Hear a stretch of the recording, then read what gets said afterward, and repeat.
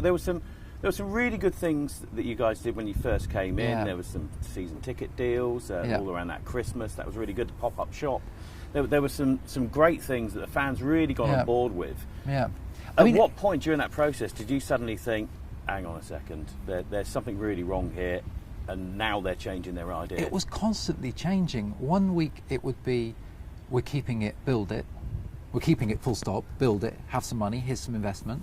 The next week, something's happened. He's, I don't know, had an argument with the regulator, had an argument with his wife, whatever it may be, and it's ridiculous. You know, there were times when he wouldn't talk to Salim and I for a week or two because we were trying to do something. The petulance was unbelievable. So behind the scenes, we're trying to run this thing. One minute we're being told we're keeping it, invest, bring players, find a good manager, do this, do this. The next minute it's, I'm selling it, Rothschild are coming in next week, get everything ready for a sale. This person's selling it, talk to that person about selling it. So there was just no consistency. And so Salim and I were told one thing, and then Hisham in his head is either doing another or believing another or deceiving us, or we all know now he's got the capacity to deceive and lie from what they did to me. I mean, so it was impossible to do anything. You know, you're in a car and you're driving from, you know, London to Leeds, and your co-passenger keeps saying, turn here, stop there, reverse. You don't get anywhere. And this was the issue. And that's why when you saw, you know, everyone to the outside world saw us trying to do our best, that's what we were doing. But behind the scenes, it was this comedy of, you know, of what was going on in terms of no consistency in approach and just basically no one knowing what they're doing.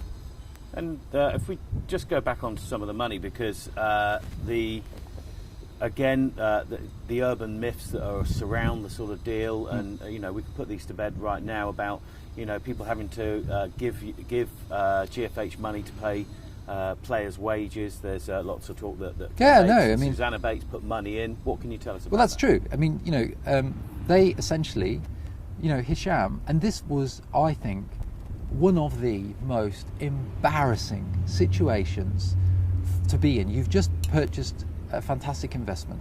You are meant to be an investment bank. You are meant to have money, or at least the ability to get it. And you then have to approach the old owner and the old owner's wife to ask, please sir, can we borrow some money to pay the wages? How much did they borrow? I think it was about £1 million, and I understand. I think even Susanna mortgaged something to get it, but I'm not 100% sure. But I mean, having worked in law firms and done deals in private equity for a long time, that is the most embarrassing situation. Well, one of them, if not the most embarrassing situation I've ever been in. I mean, you buy something and then you have to borrow. It's like you buy a house and you have to call up the old owner and say, oh, I want to put a new washing machine in, can I borrow some money? What does that do for the staff that are there when they know about that? The confidence that they've got that you can take it forward. What does it say to the investors that you're trying to bring in, that you're having to borrow money from the old owner to pay wages, the most basic things, the wages of the players? You know, and this for me was, I mean, I'd had so many wake-up calls, but this for me, apart from the embarrassing thing, was, well, what on earth? You know, was that a tipping point for you when you start sort of thinking, right, I need to do something else about that was the tipping point, but also the nastiness behind the scenes, you know, because it was so high profile, you know, and I mean, all kind of the 7 sins were there, you know, and, you know, from envy and greed and all this type of stuff. But, you know, at the same time of borrowing money from Susanna, behind the scenes, the knives were being planned of what they were going to do to make sure it wouldn't have to be paid back. So, you know, this is meant to be an ethical bank investing under Islamic law, which is part ethical. And whilst you're borrowing money from someone, you're also planning how you can get away paying it back. You know, I just didn't want to be involved in all this. And it was, you know, this was around about the time Sean was leaving or left, and you know, Salim was trying to get the top job desperately. And, you know, and like I said, it's this thing about envy and greed and jealousy. And I'll never forget this. And this is one of the funny points with bad points. We were in a Sainsbury's, near a small Sainsbury's near Malmaison, just up the road from near the Burger King in Leeds. And Salim goes in and up to a chap and he goes, the chap was wearing a Leeds jacket. He goes, don't you know who I am?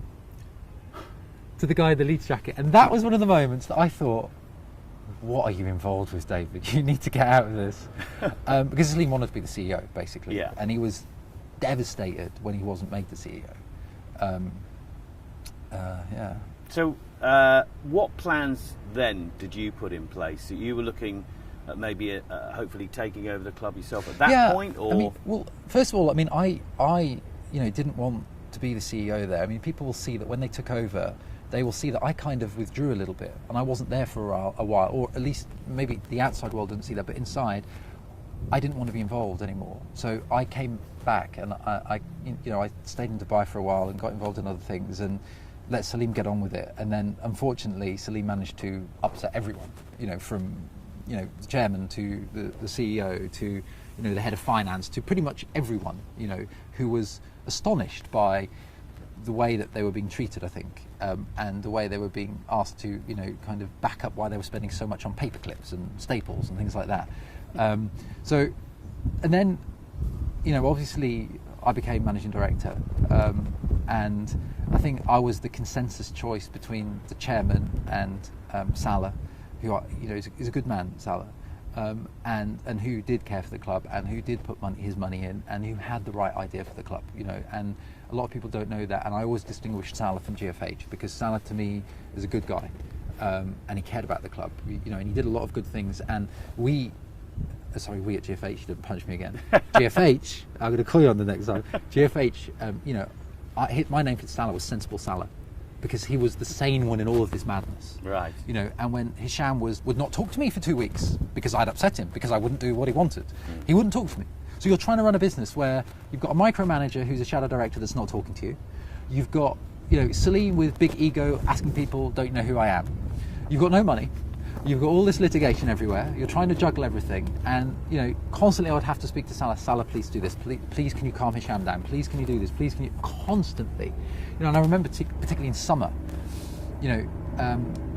shortly after I was made MD, I got an email I was arguing with Hisham over something. I can't remember what it was. I think it was a ridiculous thing. I think it was how much white to use on the jersey. I mean, it was ridiculous. And he shouldn't have even been involved. And he basically said, come back. This is ridiculous. Who do you think you are? You can't talk to me like that. Come back here now.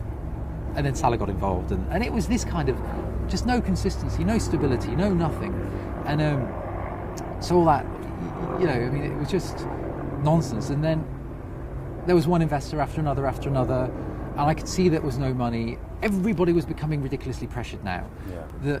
It was obvious that things were not going the way they should do. No money was coming in, no investors were interested, litigations were happening, the regulator in Bahrain was getting very upset. It was, how on earth did you, an Islamic bank, buy a football club in Yorkshire?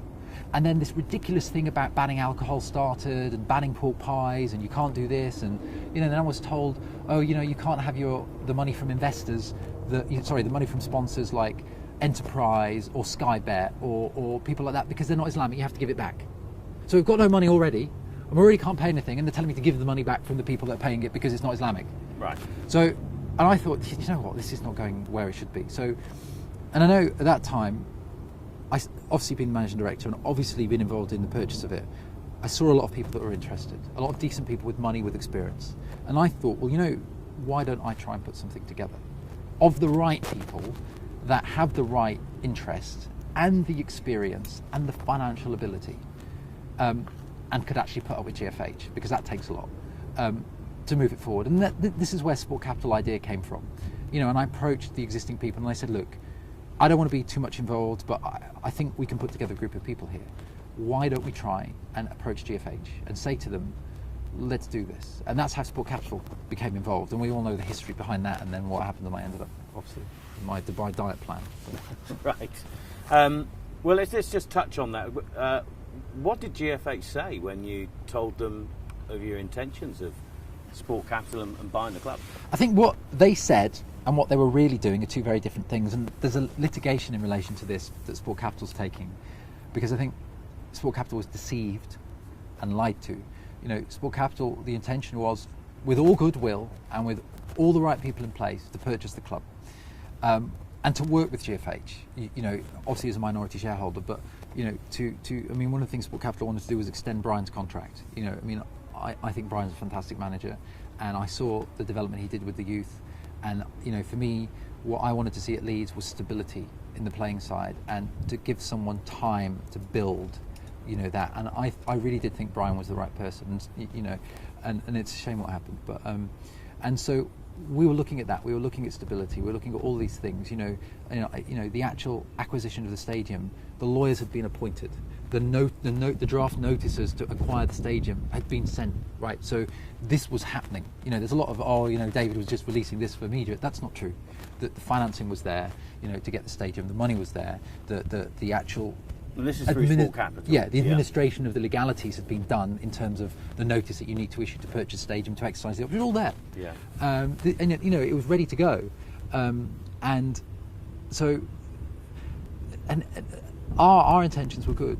Now I later find out that throughout the exclusivity period of Sport Capital, and obviously Sport Capital was paying the wages for a considerable period of time, and the running costs, behind the scenes, Hisham and other people in GFH were completely breaching the exclusivity agreement and talking to lots of other people. Many of them in Saudi, which raises the question, did they ever really intend to sell it to us? Or were we just a stopgap to fund another hole in the finances whilst they finished negotiations with someone else? I don't know. I know what I suspect. What do you suspect?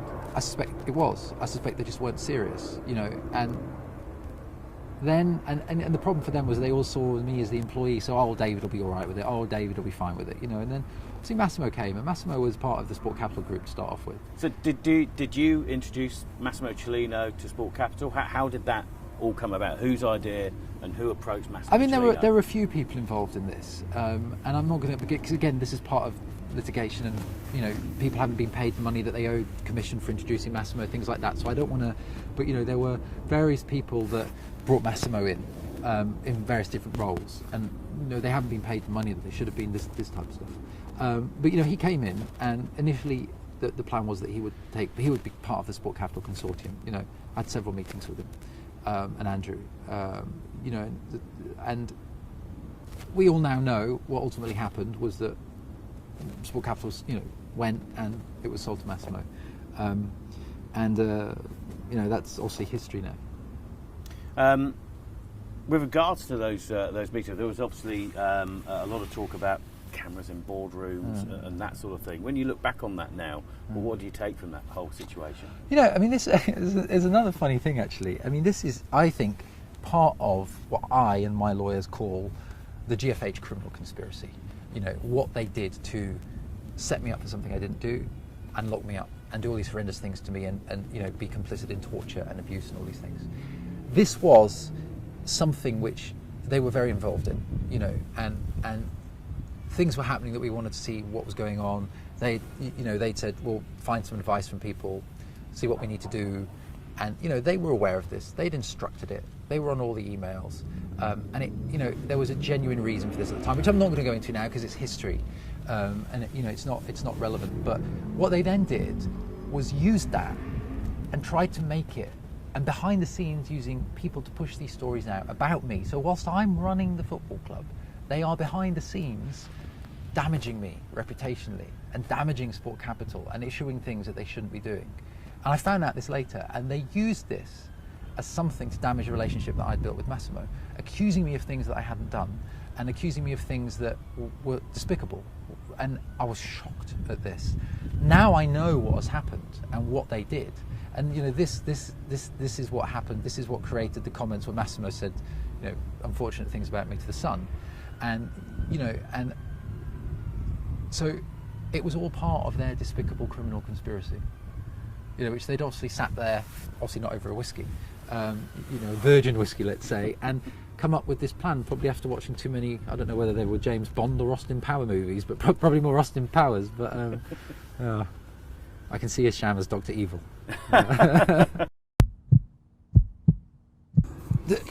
Massimo took over a mess. And I went to Brian and I said, Brian, don't answer any of these calls. Talking to secretaries to find out the gossip.